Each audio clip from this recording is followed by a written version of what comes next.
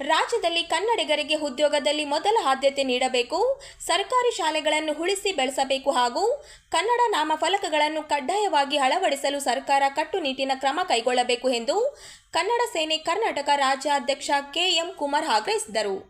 ನಗರದ ಆರ್ಟಿಒ ವೃತ್ತದಲ್ಲಿ ಕನ್ನಡ ಸೇನೆ ಸಂಘಟನೆಯಿಂದ ಆಯೋಜಿಸಿದ ಗಡಿನಾಡು ಜಾಗೃತಿ ಬೈಕ್ ಜಾಥಾಗೆ ಚಾಲನೆ ನೀಡಿ ಅವರು ಮಾತನಾಡಿದರು. ರಾಜ್ಯದ ಕಾರ್ಖಾನೆಗಳು ಸೇರಿದಂತೆ ವಿವಿಧ ವಲಯಗಳಲ್ಲಿ ಕನ್ನಡಿಗರಿಗೆ ಉದ್ಯೋಗದಲ್ಲಿ ಹೆಚ್ಚಿನ ಆದ್ಯತೆ ನೀಡಬೇಕು, ಸರ್ಕಾರಿ ಹಾಗೂ ಖಾಸಗಿ ಸಂಸ್ಥೆಗಳಲ್ಲಿ ಕನ್ನಡ ನಾಮಫಲಕಗಳನ್ನು ಕಡ್ಡಾಯವಾಗಿ ಅಳವಡಿಸಬೇಕು, ಗಡಿನಾಡು ಹಾಗೂ ರಾಜ್ಯದ ಸರ್ಕಾರಿ ಕನ್ನಡ ಶಾಲೆಗಳನ್ನು ಉಳಿಸಿ ಬೆಳೆಸಲು ಹೆಚ್ಚಿನ ಅನುದಾನ ಮತ್ತು ಮೂಲಭೂತ ಸೌಕರ್ಯಗಳನ್ನು ಒದಗಿಸಬೇಕೆಂದು ಒತ್ತಾಯಿಸಿದರು. ಜಿಲ್ಲಾಧ್ಯಕ್ಷ ಎಂ. ಬಸವರಾಜ ಮಾತನಾಡಿ, ಗಡಿನಾಡು ಮತ್ತು ಸರ್ಕಾರಿ ಶಾಲೆಗಳ ಉಳಿವಿಗಾಗಿ ಹೋರಾಟ ನಿರಂತರವಾಗಿ ನಡೆಯುತ್ತಿದ್ದು, ಸರ್ಕಾರ ವಿಶೇಷ ಮುತುವರ್ಜಿ ವಹಿಸಿ ಶಾಲೆಗಳ ಅಭಿವೃದ್ಧಿಗೆ ಹೆಚ್ಚಿನ ಅನುದಾನ ನೀಡಬೇಕೆಂದರು.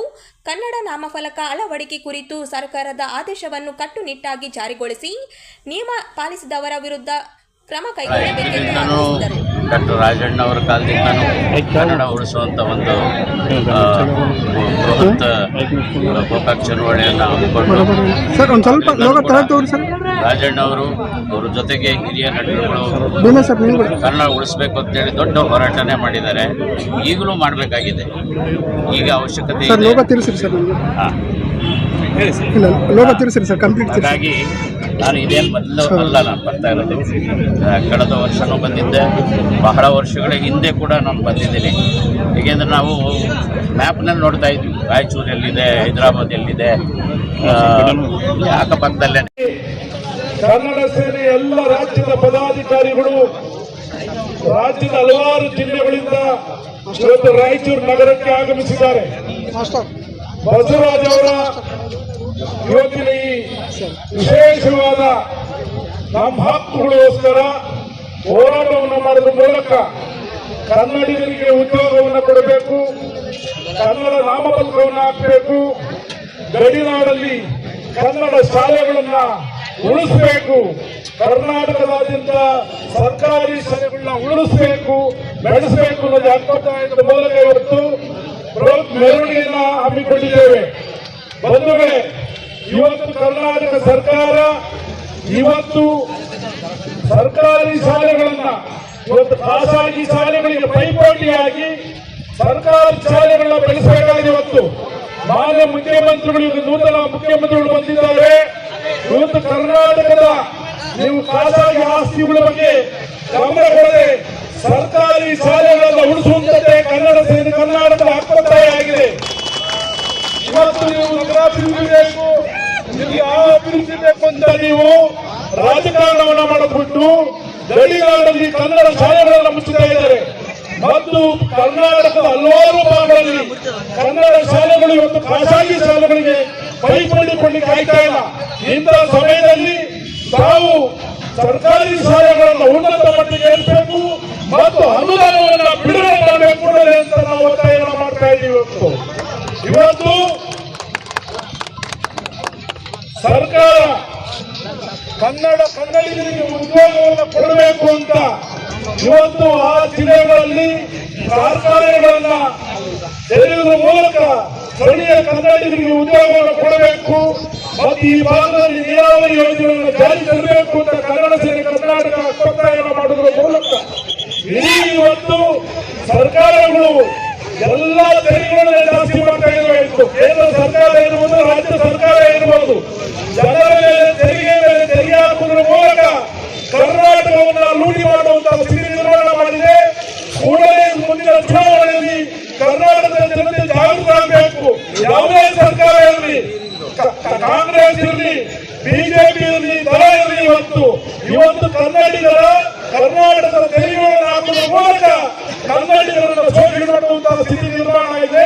ಇವತ್ತು ನಾವು ಸ್ಪರ್ಧೆಯನ್ನು ಮಾಡುವುದರ ಮೂಲಕ, ಸವಾಲನ್ನು ಹಾಕುವುದರ ಮೂಲಕ ಮುಂದೆ ಬರುವಂತೆ ಯಾವುದೇ ರಾಜಕಾರಣಿಗಳು ಕರ್ನಾಟಕವನ್ನ ಕನ್ನಡಿಗರನ್ನ ಹಿತ ಕಾಯಬೇಕೆನ್ನುವುದೇ ಹಕ್ಕೊತ್ತಾಯದ ಮೂಲಕ ಇವತ್ತು ಡಿಸಿ ಕಚೇರಿಗೆ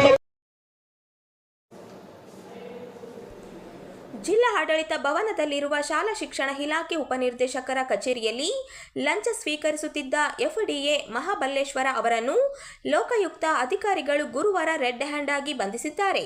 ಖಾಸಗಿ ಶಾಲೆಯ ಅನುಮತಿ ನವೀಕರಣ ಪ್ರಕ್ರಿಯೆಗೆ ಸಂಬಂಧಿಸಿದಂತೆ 40,000 ಲಂಚಕ್ಕೆ ಬೇಡಿಕೆ ಇಟ್ಟಿದ್ದ ಆರೋಪ ಕೇಳಿಬಂದಿದೆ. ಈ ಪೈಕಿ ಶಾಲಾ ಆಡಳಿತ ಮಂಡಳಿಯಿಂದ ಈಗಾಗಲೇ 25,000 ಪಡೆದಿದ್ದು, ಉಳಿದ 15,000 ಸ್ವೀಕರಿಸುತ್ತಿದ್ದ ವೇಳೆ ಲೋಕಾಯುಕ್ತ ಅಧಿಕಾರಿಗಳು ದಾಳಿ ನಡೆಸಿ ಬಂಧಿಸಿದ್ದಾರೆ. ಸಿದ್ದಣ್ಣ ರಾಂಪುರ ಅವರು ನೀಡಿದ ದೂರಿನ ಆಧಾರದ ಮೇಲೆ ಕಾರ್ಯಾಚರಣೆ ನಡೆಸಿದ ಲೋಕಾಯುಕ್ತ ಅಧಿಕಾರಿಗಳು ಆರೋಪಿಯನ್ನು ವಶಕ್ಕೆ ಪಡೆದು ಮುಂದಿನ ಕಾನೂನು ಕ್ರಮ ಕೈಗೊಂಡಿದ್ದಾರೆ. ದಾಳಿಯ ಬಳಿಕ ಶಾಲಾ ಶಿಕ್ಷಣ ಇಲಾಖೆ ಉಪನಿರ್ದೇಶಕರ ಕಚೇರಿಯಲ್ಲಿ ದಾಖಲೆಗಳ ಪರಿಶೀಲನೆ ಮುಂದುವರೆದಿದ್ದು, ಪ್ರಕರಣಕ್ಕೆ ಸಂಬಂಧಿಸಿದ ಹೆಚ್ಚಿನ ಮಾಹಿತಿಯನ್ನು ಅಧಿಕಾರಿಗಳು ಸಂಗ್ರಹಿಸುತ್ತಿದ್ದಾರೆ.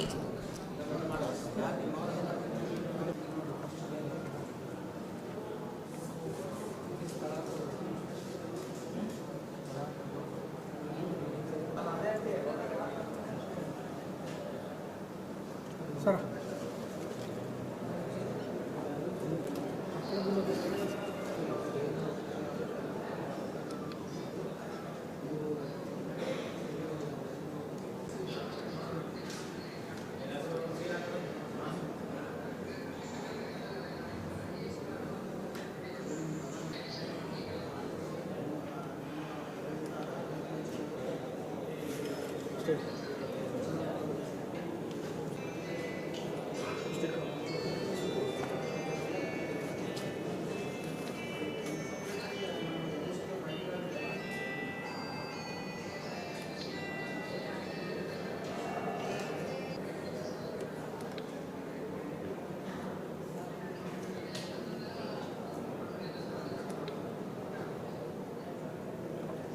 फोटो प्रवेश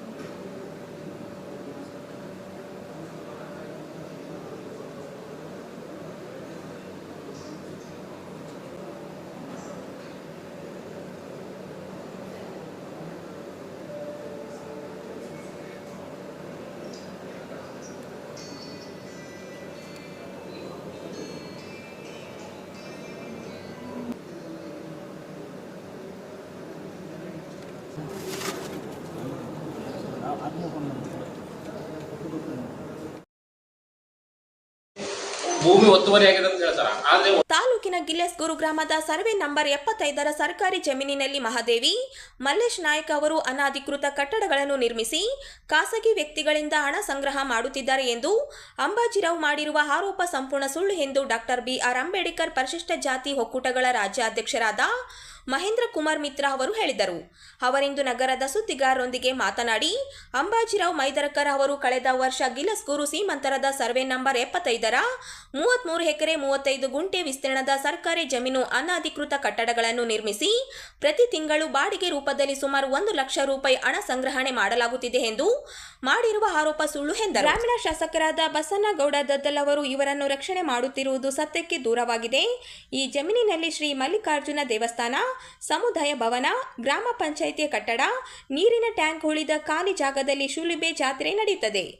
ಅಂಬಾಜಿರಾವ್ ಮೈದರ್ಕರ್ ಎಂಬುವವರು ಗಿಲೇಸ್ಗೂರು ಗ್ರಾಮದ ಸರ್ವೆ ನಂಬರ್ 75ರಲ್ಲಿ ಸರ್ಕಾರಿ ಭೂಮಿಯಾಗಿದ್ದು ಒಟ್ಟು ವಿಸ್ತೀರ್ಣ 33 ಎಕರೆ ಭೂಮಿಯನ್ನು ಅಲ್ಲಿನ ಗ್ರಾಮಸ್ಥರು ವಿಶೇಷವಾಗಿ ಶ್ರೀಮತಿ ಮಹಾದೇವಿ ಮಾಜಿ ಗ್ರಾಮ ಪಂಚಾಯತ್ ಅಧ್ಯಕ್ಷರು ಮತ್ತು ಅವರ ಗಂಡ ಮಲ್ಲೇಶ್ ನಾಯಕ್ ಮತ್ತು ಇನ್ನುಳಿದ ಶಿವಶಂಕರ್ ಎಂಬುವವರು ಸರ್ಕಾರಿ ಜಮೀನನ್ನು ಕಬಳಿಕೆ ಮಾಡಿ ಅಲ್ಲಿ ಕಟ್ಟಡಗಳನ್ನು ನಿರ್ಮಾಣ ಮಾಡಿ ಬೇರೆಯವರಿಗೆ ಬಾಡಿಗೆ ಕೊಟ್ಟು ಪ್ರತಿ ತಿಂಗಳಿಗೆ 75,000ದಿಂದ 1 ಲಕ್ಷದವರೆಗೆ ಅವರ ಕಡೆಯಿಂದ ಹಣ ವಸೂಲಿ ಮಾಡಿ ಅಲ್ಲಿಂದ ಬಂದಂಥ ಹಣವನ್ನು ಗ್ರಾಮ ಪಂಚಾಯತ್ ಖಜಾನೆಗೆ ಜಮಾ ಮಾಡದೆ ವೈಯಕ್ತಿಕ ಉದ್ದೇಶಕ್ಕಾಗಿ ದುರುಪಯೋಗ ಮಾಡುತ್ತಿದ್ದಾರೆ ಅಂತಂದು ಅವರು ಮಾನ್ಯ ಜಿಲ್ಲಾಧಿಕಾರಿಗಳಿಗೆ ದೂರನ್ನು ಸಲ್ಲಿಸಿರುತ್ತಾರೆ.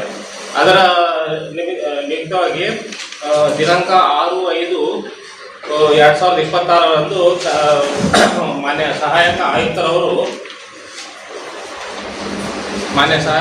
ಆಯುಕ್ತರು ವಿಚಾರಣೆಯನ್ನು ಮಾಡಿ ಮಾನ್ಯ ತಹಸೀಲ್ದಾರ್ ಅವರಿಗೆ ನಿರ್ದೇಶನ ಕೊಟ್ಟದ್ದು ಏನಂತ ಅಂತಂದ್ರೆ ಅಲ್ಲಿ ಏನು ಒತ್ತುವರಿ ಮಾಡ್ಯಾರಲ್ಲ ಅವನ್ನೆಲ್ಲ ತೆರವುಗೊಳಿಸಿ ಮತ್ತು ಅದರಿಂದ ಬರಬೇಕಾದಂಥ ಅರಿಯರ್ಸ್ ಎಲ್ಲ ತಗೊಂಡು ಗ್ರಾಮ ಪಂಚಾಯತ್ ಇಲಾಖೆ ಆಗಲಿ ಅಥವಾ ಕಂದಾಯ ಇಲಾಖೆಗೆ ಅಂತೇಳಿ ಸೂಚನೆ ನೀಡಿರ್ತಾರೆ. ಅದರಂತೆ ಮಾನ್ಯ AC ಸಾಹೇಬರು ಆದೇಶವನ್ನು ಮಾಡುವಾಗ ನೋಟಿಸ್ ಕೊಡಬೇಕಾಗಿತ್ತು. ಇದು ಪ್ರಿನ್ಸಿಪಲ್ಸ್ ಆಫ್ ನ್ಯಾಚುರಲ್ ಜಸ್ಟಿಸ್ ಅಲ್ಲಿ ಒಂದು ಅವಕಾಶ ಕೊಡಬೇಕಾಗಿತ್ತು, ಆದರೆ ಅಲ್ಲಿ ಅವಕಾಶ ಕೊಡಲಿಲ್ಲ. ಕಾರಣ ಏನಂತಂದ್ರೆ ಸರ್ಕಾರಿ ಭೂಮಿ ಆಗಿತ್ತು, ಒತ್ತುವರಿ ಕ್ಲಿಯರ್ ಆಗಿತ್ತು ಅಂತೇಳಿ ಮತ್ತೆ VR ರಿಪೋರ್ಟ್ ಇತ್ತು. ಆದ ಕಾರಣ ಅವ್ರು ಆರ್ಡರ್ ಮಾಡಿದ್ರು. ಸೊ ಅದರಂತೆ ಇಲ್ಲಿ ನಮ್ಮ ತಹಸೀಲ್ದಾರ್ ಅವರು ದಿನಾಂಕ 11/5/2026 ನಮಗೊಂದು ತಿಳುವಳಿಕೆ ಪತ್ರ ಕೊಡ್ತಾರೆ. ಏನಂತೇಳಿ, ನೀವು ಸದರಿ ಜಾಗದಲ್ಲಿ ಒತ್ತುವರಿ ಮಾಡಿದ್ದಾರೆಂದು ದೂರು ಬಂದಿದೆ. ಅದೇ ರೀತಿಯಾಗಿ ಕರ್ನಾಟಕ ಲ್ಯಾಂಡ್ ರೆವಿನ್ಯೂ ಆಕ್ಟ್ 1964 ಅಡಿಯಲ್ಲಿ 94C ಅಪ್ಲಿಕೇಶನ್ ಏನಾದರೂ ಸಲ್ಲಿಸಿದ್ರೆ ನಮಗೆ ಕೊಡತಕ್ಕದ್ದು ಅಂತೇಳಿ ಒಂದು ಇಂಟಿಮೇಷನ್ ಲೆಟರ್ ಕೊಡ್ತಾರೆ. ಸೊ ಅದ್ರ ಮೇಲೆ ನಾವೇನು ಮಾಡಿದ್ವಿ ಅಂತಂದರೆ, ಮಾನ್ಯ ತಹಸೀಲ್ದಾರ್ ಅವರಿಗೆ 25 ಮೇ 2026 ನಮ್ಗೆ ಆ ಜಾಗದಲ್ಲಿ ನಾವು ಯಾವ ರೀತಿ ಬಂದಿದ್ದೀವಿ ಅಂತೇಳಿ ಎಲ್ಲ documents ಸಲ್ಲಿಸಿದ್ವಿ.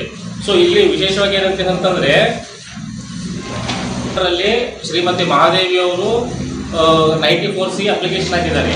So 94C applications pending ಇದ್ದಾಗ, ಅದು ರಿಜೆಕ್ಟ್ ಆಗಿಲ್ಲ, ಇನ್ನು ಅಲೋನು ಆಗಿಲ್ಲ, ಪೆಂಡಿಂಗ್ ಇದ್ದಾಗ ಗೌರ್ಮೆಂಟ್ ಲ್ಯಾಂಡ್ಲಿಂದ ಏನು ಅನ್ನೋದರ ಡಾಕ್ಯುಮೆಂಟ್ಸ್ ಇರ್ತಾರಲ್ಲ ಅವ್ರನ್ನ ಡಿಸ್ಪೋಸ್ ಮಾಡಬಾರ್ದು ಅಂತೇಳಿ ಹೈಕೋರ್ಟ್ ರೂಲಿಂಗ್ ಇದೆ. ಸೊ ಅದರ ಅಡಿಯಲ್ಲಿ ನಾವು ತಹಸೀಲ್ದಾರ್ ಅವ್ರಿಗೆ ಲಿಖಿತ ರೂಪವಾಗಿ ಕೊಟ್ವಿ. AC ಆರ್ಡರ್ ಏನಿದೆಯಲ್ಲ ಅದು ಪ್ರೀಮೆಚ್ಯೂರ್ಡ್ ಇದೆ. ನಮ್ಮದು 94C ಅಪ್ಲಿಕೇಶನ್ ಅದರ ಅಲೋ ಆದರೂ ಮಾಡಿ ಅಥವಾ ಡಿಸ್ಪೋಸ್ ಆದರೂ ಮಾಡಿ. ನೀವು ಅಲೋ ಮಾಡಿದ್ರೆ ಅಂತಂದರೆ ಅದಕ್ಕೆ ಏನು ನಾವು ಸರ್ಕಾರಕ್ಕೆ ದುಡ್ಡು ಕೊಡಬೇಕು, ಲ್ಯಾಂಡ್ ವ್ಯಾಲ್ಯೂ ಅಥವಾ ಸಬ್ರೇಸ್ಟ್ ವ್ಯಾಲ್ಯೂ, ಅದಕ್ಕೆ ನಾವು ತುಂಬ್ತೀವಿ ಅಂತ ಹೇಳಿದ್ವಿ. ಮತ್ತು ಇನ್ ಕೇಸ್ ನಮ್ಮ ಲ್ಯಾಂಡ್ಲಿಂದ ಏನಾದರೂ ನಾವೇನು ಸರ್ಕಾರ ಲ್ಯಾಂಡ್ನಲ್ಲಿ ಒತ್ತುವರಿ ಮಾಡಿದ್ದೀವಲ್ಲ ಅದರಲ್ಲಿ ಏನಾದರೂ ನಾವು ಎಕ್ಸಸ್ ಆಗಿ ಆಲ್ರೆಡಿ ಒಂದು ಸೈಟ್ ಇದೆ ಅಥವಾ ಮನೆ ಇದೆ ಇದಕ್ಕೊಂಡು ಎಕ್ಸ್ಟ್ರಾ ತೊಗೊಂತೀವಿ ಅಂತ ಏನಾದರೂ ಇತ್ತು ಅಂತಂದರೆ, ಈ ಬಗ್ಗೆ ನಮ್ಮ ಪೊಲೀಸ್ ಇಲಾಖೆ ಮತ್ತು ಅಬಕಾರಿ ಇಲಾಖೆಯವರು ಸಹ ಕಟ್ಟುನಿಟ್ಟಿನ ಕ್ರಮ ಕೈಗೊಂಡು ಯಾವುದೇ ಕಾರಣಕ್ಕೂ ಮಧ್ಯ ರಾಯಚೂರು ಜಿಲ್ಲೆಯಲ್ಲಿ ಮೊಹರಂ ಹಬ್ಬವನ್ನು ಶಾಂತಿಯುತ ಹಾಗೂ ಸುರಕ್ಷಿತವಾಗಿ ಆಚರಿಸಲು ಜಿಲ್ಲಾಡಳಿತ ಮತ್ತು ಪೊಲೀಸ್ ಇಲಾಖೆ ಕಟ್ಟುನಿಟ್ಟಿನ ಸೂಚನೆಗಳನ್ನು ನೀಡಿದೆ. ಹಬ್ಬ ನಡೆಯುವ ಸ್ಥಳಗಳಿಗೆ ಅಧಿಕಾರಿಗಳು ಭೇಟಿ ನೀಡಿ ಪರಿಶೀಲನೆ ನಡೆಸಿ ಕಮಿಟಿಗಳಿಗೆ ಸುರಕ್ಷತಾ ಕ್ರಮಗಳ ಬಗ್ಗೆ ಮಾಹಿತಿ ನೀಡಬೇಕು ಎಂದು ಜಿಲ್ಲಾಧಿಕಾರಿ ಪೂವಿತ ಎಸ್ ಸೂಚನೆ ನೀಡಿದ್ದಾರೆ. ನಗರದ ಜಿಲ್ಲಾ ಪೊಲೀಸ್ ಕಚೇರಿ ಸಭಾಂಗಣದಲ್ಲಿ ಜಿಲ್ಲಾ ಆಡಳಿತ ಹಾಗೂ ಜಿಲ್ಲಾ ಪೊಲೀಸ್ ಇಲಾಖೆ ವತಿಯಿಂದ ಮೊಹರಂ ಹಬ್ಬದ ನಿಮಿತ್ತ ಜಿಲ್ಲಾ ಮಟ್ಟದ ಶಾಂತಿ ಪಾಲನೆ ಸಭೆ ನಡೆಯಿತು. ಸಭೆಯನ್ನು ಉದ್ದೇಶಿಸಿ ಮಾತನಾಡಿದ ಜಿಲ್ಲಾಧಿಕಾರಿ ಪೂವಿತ ಎಸ್, ಜಿಲ್ಲೆಯಲ್ಲಿ ಸುವ್ಯವಸ್ಥಾತ್ಮಕವಾಗಿರುವ 29 ಗ್ರಾಮಗಳಲ್ಲಿ ಮೊಹರಂ ಹಬ್ಬ ಆಚರಣೆಗೆ ನಿಷೇಧ ಹೇರಲಾಗಿದೆ ಎಂದು ತಿಳಿಸಿದರು. ಅದು ರಾಯಚೂರಲ್ಲಿ ಮಳೆ ಬರ್ತಿರುತ್ತೆ, ನೀವು ದೇವರದಲ್ಲಿ ಕಾಣ್ತಾ ಇರುತ್ತೆ. ದಯಮಾಡಿ ಇದು ಮಾಡಕ್ಕೆ ಹೋಗಬೇಡಿ. ಇದನ್ನು ನೀವು ಸ್ವಲ್ಪ ಸೀರಿಯಸ್ ತಗೊಳ್ಳೋದಿಲ್ಲ. ಪ್ರತಿ ಮೀಟಿಂಗ್ ಅಲ್ಲಿ ಹೇಳ್ತೀನಿ ನಾನು, ಎಲ್ಲ ಬಂದೋಬಸ್ತ್ ರಾತ್ರಿ ಇರುತ್ತೆ. ನೀವು ಕರೆಂಟ್ ಜಸ್ಕಲ್ ಇಲಾಖೆ ಅಧಿಕಾರಿಗಳು DC ಮೇಡಮ್ ಅವ್ರು ಕೇಳ್ತಾ ಇದ್ದಾರೆ, ಯಾರಿದ್ದೀರಿ ದಯಮಾಡಿ ಬನ್ನಿ ಮೇಲ್ಗಡೆಯಲ್ಲಿ.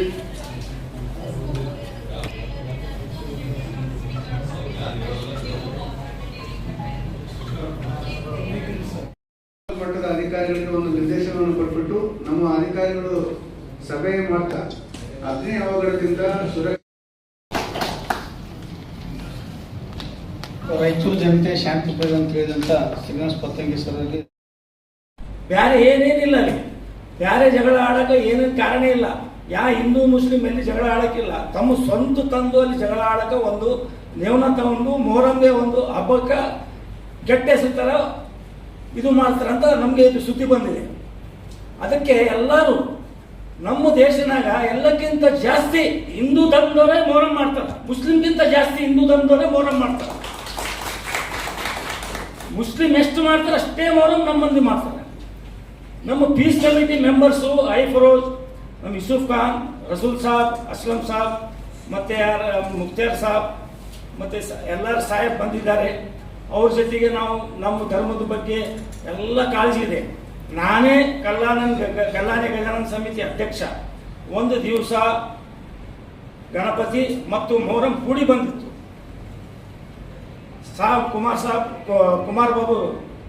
ಕುಮಾರ್ ಬಾಬು ಸಾಹೇಬ್ SP ಇದ್ರು, ಕಿಶೋರ್ ಸಾಹೇಬರು ಹರೀಶ್ ಇದ್ರು. ಅವ್ರಿಗೆ ಹೋಗಿ SP ಪಾಟೀಲ್ ಸಾಹೇಬ್ರು ಇದ್ರು. ನಾನು ಸದರ್ ಬಜಾರ್ನಾಗ ಹೋಗಿ ಎಲ್ಲರೂ ಕರ್ಕೊಂಡು ಬಂದು ಸ್ಟೇಜ್ ಮೇಲೆ ನಿಂದಿರಿಸಿ ಎಲ್ಲ ಸಾಹೇಬ್ಗಳಿಗೆ ಅಲ್ಲೇ ನಮ್ಮ ಸ್ಟೇಜ್ ಮೇಲೆ ಗಣಪತಿ ಮುಂದೆ ಸಾಹೇಬರು ಸನ್ಮಾನ ಮಾಡಿ ಅರ್ಧ ತಾಸಿನಾಗ ಕಳಿಸ್ಬಿಟ್ಟೆ. ಅದು ಪೂರ ದೇಶ ನೋಡಿತ್ತದು ರಿಗಾರ್ಡಿಂಗ್ ಆ ಟೈಪ್ ನಮ್ಮ ರಾಯಚೂರು ಮಂದಿ. ಇಲ್ಲಿ ಏನೇನು ಆಗೋದು ನಮಗೆ ಇದಿಲ್ಲ. ನಮ್ಮದು ಏನಾದ ಎಲ್ಲ ಶಾಂತಿ ರೀತಿಯಿಂದ ಹಬ್ಬ ಮಾಡಬೇಕಂತ ಒಂದು ನಿರ್ದೇಶ ಇದೆ. ಅವರು ಎಲ್ಲಕ್ಕಿಂತ ಜಾಸ್ತಿ ಕಾಳಜಿ ಪೊಲೀಸ್ ಡಿಪಾರ್ಟ್ಮೆಂಟ್ ಇರ್ತದೆ. ಏನಾದ್ರೆ ಪೊಲೀಸ್ ಡಿಪಾರ್ಟ್ಮೆಂಟ್ ಬೈತೀವಿ ನಾವು, ಅಲ್ಲಿ ಜಗಳ ಆದರೆ ಪೊಲೀಸ್ ಡಿಪಾರ್ಟ್ಮೆಂಟ್ ಬೈತೀವಿ. ಅವರೆಲ್ಲ ಕಾಳಜಿ ತಗೊಂಡು ಅವರು ನಮಗೆ ಕಾಪಾಡ್ತಾರೆ. ಅದು ಯಾರಿಗೆ ಗೊತ್ತಿಲ್ಲ, ಅವ್ರು ಕಾಪಾಡೋದು ಯಾರಿಗೆ ಗೊತ್ತಿಲ್ಲ. ಅವ್ರು ಇದೆ ಅಂತ ನಮ್ಮ ದೇಶ, ಮಿಂಟ್ರಿ ಇದೆ ಅಂತ ನಮ್ಮ ದೇಶ, ನಮ್ಮ ಧರ್ಮ. ಎಲ್ಲ ಸಮಾಜದವ್ರು ಕೂಡಿ ಎಲ್ಲ ಸಮಾಜದವ್ರು ತಮ್ಮ ತಮ್ಮ ಧರ್ಮದ್ದು ಏನೇನು ಮಾಡಿರಿ ನಮಗೆ ಜುಲೂಸ್ಗೆ ಪರ್ಮಿಷನ್ ಇರ್ತದೆ, ಇಲ್ಲಂತ ಇರೋಕ್ಕಿಲ್ಲ. ಎಲ್ಲಿ ಏನು ಕಿರಿಕಿರಿ ಆಗ್ತದೆ ಅಲ್ಲೇ ಒಂದು ಅವರು ಹೋಗಿ ಸ್ಟ್ರಿಕ್ಟ್ ಮಾಡ್ತಾರೆ. ಡಿಪಾರ್ಟ್ಮೆಂಟ್ ಅವರು ಅಲ್ಲಿ ಎಲ್ಲಿ ನಡೀತದ ಅಲ್ಲಿ ಕನಿಷ್ಠ ಫಸ್ಟ್ ಏಡ್ ಕೊಡ್ಲಿಕ್ಕೆ ಒಂದು ಯಾವ್ದನ್ನ ಸ್ಟಾಫ್ ಅಲ್ಲಿ ಇರಬೇಕು.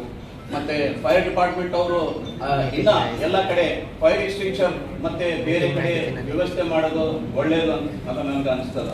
ಮತ್ತೆ ಇದು ವೈರಿಂಗ್ ಏನ್ ಕನೆಕ್ಟ್ ಮಾಡ್ತಾರಲ್ಲ ಅದಕ್ಕೆ ಟೇಪ್ ಹಚ್ಚಲ್ಲ, ಬಹಳಷ್ಟು ಜಾಗ ಇರ್ತದ, ಅದು ಸರ್ಕಿಟ್ ಆಗೋದಕ್ಕೆ ಚಾನ್ಸಸ್ ಇರ್ತದೆ. ಅದು ನಿಮ್ಮ ಡಿಪಾರ್ಟ್ಮೆಂಟ್ ಲಿಂದ ಚಲೋ ನೋಡ್ಕೊಂಡು ಯಾವ ತರ ಅವ್ರು ಕನೆಕ್ಷನ್ ಕೊಟ್ಟಾರ ಎಲೆಕ್ಟ್ರಿಕ್ ಅದು ನೋಡಿದ್ರೆ ಒಳ್ಳೇದಂತ ನನಗೆ ಅನಿಸ್ತದ. ಮತ್ತೆ ಎಲೆಕ್ಟ್ರಿಸಿಟಿದು ನೀವು ಅಂದಿರಿ ಅದು ಬಹಳ ತೊಂದರೆ ಇದೆ. ಎಷ್ಟು ಸಬ್ಸ್ಟೇಷನ್ ನಮ್ಗೆ ಇರಬೇಕು ಆ ಸಬ್ಸ್ಟೇಷನ್ಸ್ ಇಲ್ಲ. ಮತ್ತೆ ಯಾವ ಕೆಪಾಸಿಟಿದು ಜನರೇಟರ್ ಅದು ಇದು ಇರಬೇಕು ಟ್ರಾನ್ಸ್ಫಾರ್ಮರ್ಸ್ ಇಲ್ಲ. ಅದ್ರ ಸಲುವಾಗ ಸಾಕಷ್ಟು ಪ್ರಾಬ್ಲಮ್ ಆಗ್ತದವ. ಮತ್ತೆ ಇನ್ಸುಲೇಟೆಡ್ ಕೇಬಲ್ಸ್ ಇರಬೇಕು, ಅದು ಇಲ್ಲ. ಅದ್ರ ಸಲುವಾಗ ಸ್ವಲ್ಪ ಗಾಳಿ ಆದ ತಕ್ಷಣ ಪ್ರಾಬ್ಲಮ್ ಆಗುತ್ತೆ. ನಮ್ಗೆಲ್ಲರೂ ಇದು ಪ್ರಾಬ್ಲಮ್ ಎಲೆಕ್ಟ್ರಿಸಿಟಿದು ಪ್ರಾಬ್ಲಮ್ ಫೇಸ್ ಮಾಡಕತ್ತೀವಿ. ಅದು ಸುಧಾರಿಸಿದ್ರೆ ಒಳ್ಳೇದು. ಮತ್ತೆ ಕನಿಷ್ಠ ಒಂದು ಜನರೇಟರ್ ಗೌರ್ಮೆಂಟ್ ಕಡೆಯಿಂದ ಪ್ರೊಸೆಷನ್ ಯಾರು ತೆಗಿತಾರ ಅವ್ರ ಕಡೆಯಿಂದ ಒಂದು ಜನರೇಟರ್ ಅವರು ಇಟ್ಕೊಂಡು ಹೋದ್ರೆ ಅದು ಒಳ್ಳೇದು ಅಂತ ಅದು ಕೂಡ ಇದೆ. ಮತ್ತೆ ನಾವು ಇಂಥ ದೇಶದಲ್ಲಿ ಇದ್ದೀವಿ, ನಾನು ಫಾರಿನ್ ನಲ್ಲಿ ಕೂಡ ಇದ್ದೀನಿ, ಅಲ್ಲಿ ಬರೀ 2 ಹಬ್ಬ ಆಗುತ್ತೆ. ಆದ್ರೆ ನಾವು ಇಲ್ಲಿ ಪ್ರತಿ ತಿಂಗಳ ಒಂದು ಹಬ್ಬ ಸೆಲೆಬ್ರೇಟ್ ಮಾಡ್ತೀವಿ. ಅದಕ್ಕೆ ನನ್ನ ಹೆಮ್ಮೆ ಇದೆ. ಪತಂಗಿ ಅವರು ಹೇಳ್ದಂಗ ಲಾಸ್ಟ್ ಇದರಲ್ಲಿ ಕೂಡ ನಮ್ಗೆ ಅಲ್ಲಿ ಕರೆದು ಸನ್ಮಾನ ಮಾಡಿ ಕರ್ನಾಟಕ ರಾಜ್ಯ ಅನುಮತಿ ಪಡೆದ ವಿದ್ಯುತ್ ವಿತರಣ ಸಂಘ ಜಿಲ್ಲಾ ಸಮಿತಿ ಕೇಂದ್ರ ಮತ್ತು ರಾಜ್ಯ ಸರ್ಕಾರಗಳು ವಿದ್ಯುತ್ ಖಾಸಗೀಕರಣಗೊಳಿಸುತ್ತಿರುವುದನ್ನು ವಿರೋಧಿಸಿ ದಿನಾಂಕ 22ರಂದು ಬೆಂಗಳೂರಿನ ಫ್ರೀಡಂ ಪಾರ್ಕ್ನಲ್ಲಿ ಪ್ರತಿಭಟನೆ ನಡೆಸಲಾಗುವುದು ಎಂದು ಕರ್ನಾಟಕ ರಾಜ್ಯ ಅನುಮತಿ ಪಡೆದ ವಿದ್ಯುತ್ ಗುತ್ತಿಗೆದಾರರ ಪ್ರಧಾನ ಕಾರ್ಯದರ್ಶಿ ವೆಂಕಟೇಶ ಚಿಲಕದ ಅವರು ಹೇಳಿದರು. ಅವರಿಂದು ನಗರದ ಸುದ್ದಿಗಾರರೊಂದಿಗೆ ಮಾತನಾಡಿ, ಕರ್ನಾಟಕ ಸರ್ಕಾರ ವಿದ್ಯುತ್ ವಿತರಣಾ ಸಂಸ್ಥೆ ಕೆಪಿಟಿಸಿಎಲ್ ಮತ್ತು 5 ಎಸ್ಕಾಂಗಳನ್ನು ಬಂಡವಾಳಶಾಹಿಗಳಾದ ಟಾಟಾ ಕಂಪನಿಗೆ ಗುತ್ತಿಗೆ ವಹಿಸುವುದು ತಕ್ಷಣವೇ ಕೈಬಿಡಬೇಕೆಂದು ಆಗ್ರಹಿಸಿದರು. ವಿದ್ಯುತ್ ಖಾಸಗೀಕರಣದಿಂದ ಈ ದೇಶ ಗಂಭೀರ ಸಮಸ್ಯೆಗೆ ಗುರಿಯಾಗುವಂತೆ ಮಾಡಿದೆ. ವಿದ್ಯುತ್ ಖಾಸಗೀಕರಣ ಇದರಿಂದ ರಾಜ್ಯದಲ್ಲಿ ಸುಮಾರು 50,000 ವಿದ್ಯುತ್ ಗುತ್ತಿಗೆದಾರರು ಹಾಗೂ ಇದನ್ನು ಅವಲಂಬಿತಗೊಂಡ ಅಂದಾಜು 3 ಲಕ್ಷ ಅಧಿಕ ಕುಟುಂಬಗಳ ಜೀವನ ನಿರ್ವಹಣೆಗೆ ತೀವ್ರ ತೊಂದರೆಯಾಗುತ್ತಿದೆ ಎಂದರು. ಕೇಂದ್ರ ಮತ್ತು ರಾಜ್ಯ ಸರ್ಕಾರ ಬೃಹತ್ ಉದ್ಯಮಗಳ ಖಾಸಗೀಕರಣದ ಕ್ರಮವು ರೈತರು, ಬಡವರು ಮತ್ತು ಸಾರ್ವಜನಿಕರ ಮೇಲೆ ಆರ್ಥಿಕ ಹೊರೆ ಹೊರಿಸಲಿದೆ ಎಂದು ಆರೋಪಿಸಿದರು. ಬಟ್ ಇದು ಜನಸಾಮಾನ್ಯರಿಗೆ ಎಷ್ಟು ಹೊಡೆದ ಬಿಡ್ತಾ ಅಂತ ನಮ್ಮೆಲ್ಲರಿಂದಲೇ ಬಹಳ ಚೆನ್ನಾಗಿ ಗೊತ್ತಿದೆ. ಇವತ್ತು ಈಗಾಗಲೇ ಕೋಟ್ಯಾಂತರ ನಿರುದ್ಯೋಗಿಗಳು, ತಾಂತ್ರಿಕ ಪದವೀಧರರು, ಎಷ್ಟೋ ಜನ ವೃತ್ತಿಪರರು ಉದ್ಯೋಗಗಳಿಂದಲೇ ಇರಬೇಕಾದ್ರೆ ಮತ್ತೆ ಇವತ್ತು ಸರ್ಕಾರ ಖಾಸಗಿ ಮಾಡಿ ಮತ್ತೆ ಬಡ ಜನರ ಮೇಲೆ, ಸಾರ್ವಜನಿಕರ ಹೊಟ್ಟೆ ಮೇಲೆ ಹೊಡೆಕೊಂಡಿದೆ. ಇವತ್ತು ಕರ್ನಾಟಕದಲ್ಲಿ ಇವತ್ತು ಏನು ವಿದ್ಯುತ್ ಜಾಲ ಇದೆ, ಕರೆಂಟ್ ಉತ್ಪಾದನೆ ಬಿಟ್ಟು ನಮಗೆ ಕೊಡುವಂತಹ ಕೆಲಸ ಇದೆ. ಅದು ಕೆಪಿಟಿಸಿಎಲ್ ಮತ್ತು 5 ಎಸ್ಕಾಂಗಳು, ಜಸ್ಕಾಂ, ಬೆಸ್ಕಾಂ, ಎಸ್ಕಾಂ ಮತ್ತು ಚಾಮುಂಡೇಶ್ವರ 5 ಕಂಪನಿಗಳ ಮುಖಾಂತರ ವಿತರಣೆ ಮಾಡ್ತಾ ಇತ್ತು. ಅದನ್ನ ಟಾಟಾ ಕಂಪನಿ ಕೂಡ ಕೊಟ್ಟಿದ್ದಾರೆ. ಅದು ಯಾವ ರೀತಿ ಅಂದ್ರೆ, ಒಂದು ಉದಾಹರಣೆ, ಇವತ್ತು ಕರ್ನಾಟಕದಲ್ಲಿ 5 ರೂಪಾಯಿ 60 ಪೈಸೆ ಒಂದು ಯೂನಿಟ್ ಇವರು ಮನೆಗೆ ವಿದ್ಯುತ್ ಕೊಟ್ರೆ, ಇವತ್ತು ಟಾಟಾದವರು ಏನು ಮಹಾರಾಷ್ಟ್ರದಲ್ಲಿ ಬಾಂಬೆನಲ್ಲಿ ಇವತ್ತು ಮೇಂಟೈನ್ ಮಾಡ್ತಾ ಇದ್ದಾರೆ. ಅಲ್ಲಿ 11 ರೂಪಾಯಿ 20 ಪೈಸೆ ಒಂದು ಯೂನಿಟ್ ಇದೆ. 1 ಕಿಲೋವಾಟ್ ಫಿಕ್ಸ್ಡ್ ಚಾರ್ಜ್ ನಮ್ಮಲ್ಲಿ 145 ರೂಪಾಯಿ ಇದೆ, ಅಲ್ಲಿ 400 ರೂಪಾಯಿ ಇದೆ. ಅದೇ ರೀತಿಯಾಗಿ ಸಾಕಷ್ಟು ಹಿಡನ್ ಚಾರ್ಜ್ಗಳಿದ್ದಾವೆ.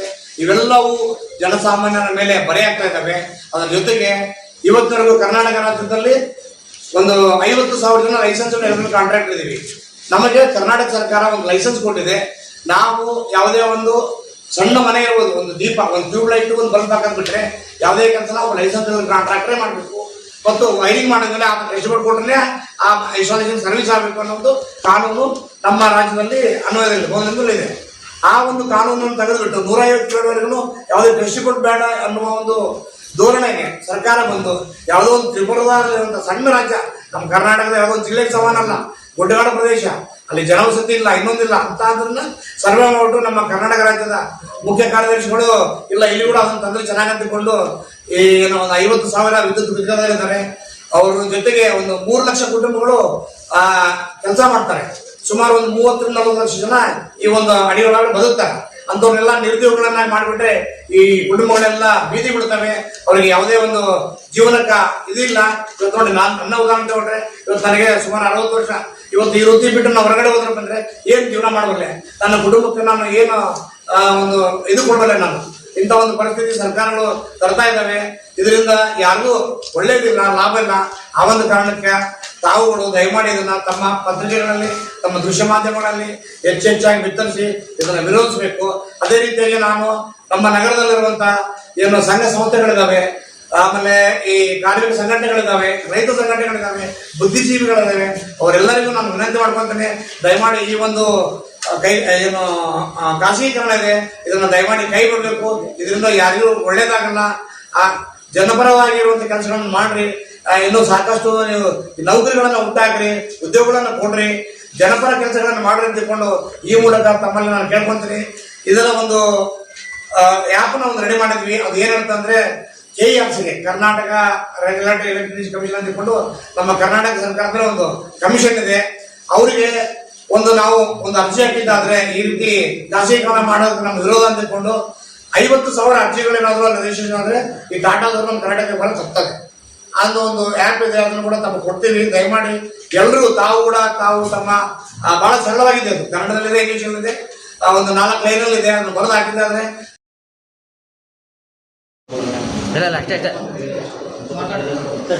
ರಾಷ್ಟ್ರೀಯ ಹೆದ್ದಾರಿ 150 ಕಾಮಗಾರಿ ನಿರ್ಮಾಣದ ನಕಲಿ ದಾಖಲೆ ಸೃಷ್ಟಿಸಿದ್ದ ಭೀಮಶಂಕರ ದೊರನಹಳ್ಳಿ ಅವರಿಗೆ ನಿಯಮ ಬಾಹಿರ ಕಾಮಗಾರಿ ವಹಿಸಿದ್ದ ಲೋಕೋಪಯೋಗಿ ಅಭಿಯಂತರಾದ ವೆಂಕಟೇಶ ಗಲಗ ಅವರ ವಿರುದ್ಧ ಕ್ರಮ ಕೈಗೊಳ್ಳಬೇಕು ಎಂದು ಸಾಮಾಜಿಕ ಹೋರಾಟಗಾರರಾದ ಶಿವಕುಮಾರ ಜಂಗ್ಲಿ ಅವರು ಒತ್ತಾಯಿಸಿದರು.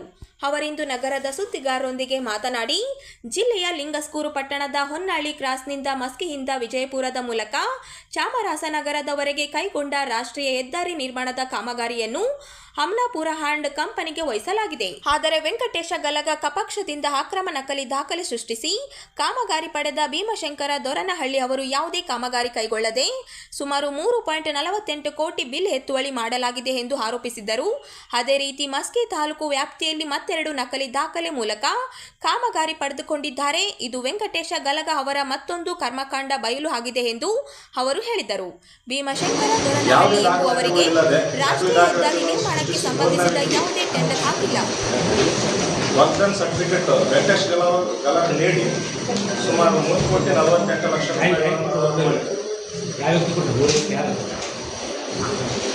ಮೂರನೇ ವ್ಯಕ್ತಿ ಬಂದು ದೋರ್ನಹಳ್ಳಿ ಅಂತೇಳಿ ಭೀಮಶಂಕರ್ ಕಾಂಟ್ರಾಕ್ಟರ್. ಅವರು ಭೀಮಶಂಕರ ದೋರ್ನಹಳ್ಳಿ ಅವರಿಗೆ ಕಾಂಟ್ರಾಕ್ಟರ್ ಕೊಡ್ತಾರೆ ಸರ್. ಹೆಂಗಂತಂದ್ರೆ ಸರ್, ಇದು 150A NH ಸರ್. ಇದು 150A NH ಬಂದ್ಬಿಟ್ಟು ನಮ್ಮ ಲಿಂಗಸೂರಿಂದ ಹಿಡಿದು ಚಾಮರಾಜನಗರವರೆಗೂ ಇದೆ ಸರ್. ಸುಮಾರು 200 ಕೋಟಿ ಪ್ರಾಜೆಕ್ಟ್ನ ಅಮ್ಮಾಪುರ ಆ್ಯಂಡ್ ಕನ್ಸ್ಟ್ರಕ್ಷನ್ಸ್ ಅವರಿಗೆ ವರ್ಕ್ ಆರ್ಡರ್ ಆಗಿರೋಂಥದ್ದು ಸರ್ಕಾರ ಕೊಟ್ಟಿರೋಂಥದ್ದು. ಅಮ್ಮಾಪುರ ಆ್ಯಂಡ್ ಕನ್ಸ್ಟ್ರಕ್ಷನ್ಸ್ ಕೊಟ್ಟಿರೋಂಥದ್ದು ಇದರಲ್ಲಿ ಇವರು ನಕಲಿ ವರ್ಕ್ ಡನ್ ಮಾಡಿಸಿ, ಮತ್ತು ಇವರು ನಮ್ಮ ಯಾರಿದ್ದಾರೆ ವಿಜ್ಜು ಪಾಟೀಲ್ ಅಂದ್ಬಿಟ್ಟು WNH ನಮ್ಮ ವಿಜಯಪುರ WNH ಇದ್ದಾರಲ್ವ W ಅವರಿಗೆ ಯಾವುದೇ ಒಂದು ಮಾಹಿತಿ ಇಲ್ಲ, ಪರವಾನಗಿ ಕೊಡಲಾರ್ದೆ, ಅವ್ರಿಗೆ ಯಾವುದೇ ಒಂದು ಗಮನಕ್ಕೆ ತರಲಾರ್ದೇ ಇವು ಎರಡು ವರ್ಕ್ಗಳನ್ನು ಮಸ್ಕಿ ವಿಧಾನಸಭಾ ಕ್ಷೇತ್ರದಲ್ಲಿ 2 ವರ್ಕ್ಗಳು ಹಾಕಿಲ್ಲ. 3.48 ಲಕ್ಷ ಇದು ನಕಲಿ ವರ್ಕ್ ಡನ್ಸ್ ಮಾಡಿ ಇಂಥವು ಹಲವಾರು ಕೃತ್ಯಗಳು ಎಸಗಿರುವಂಥದ್ದು ಯಾರಂತಂದ್ರೆ ವೆಂಕಟೇಶ್ ಗಲಗ ಅವರು. ಏನಕ್ಕೆ ಇವರಿಗೆ ಅಧಿಕಾರಿಗಳು ಆಗಿರ್ಬೋದು, ಯಾವುದೇ ಮೇಲ್ಮಟ್ಟದ IAS ಆಫೀಸರ್ಸ್ ಟ್ರೇಡರ್ಸ್ ಇರೋರು ತನಿಖೆ ಮಾಡ್ತಾರೆ ಅಂತಂದ್ರೆ ಸತೀಶ್ ಜಾರಕಿಹೊಳಿ ಸಾಹೇಬರ ಆಪ್ತರು ಅಂತ ಗುರುಸ್ಕೊಳ್ತಾರೆ ಸಾಮಾಜಿಕ ಜಾಲತಾಣದಲ್ಲಿ. ಸತೀಶ್ ಜಾರಕಿಹೊಳಿ ಅವರ ಆಪ್ತರು, ಅವರ ರಿಲೇಷನ್ ಎಂಬ ಒಂದು ಗುರುತಿಸ್ಕೊಂಡ್ರೆ ಇವ್ರಿಗೆ ಯಾವುದೆಂಬ ಆಫೀಸರ್ಗಳು ಇದುವರೆಗೂ ತನಿಖೆಗೆ ಮುಂದಾಗಿಲ್ಲ.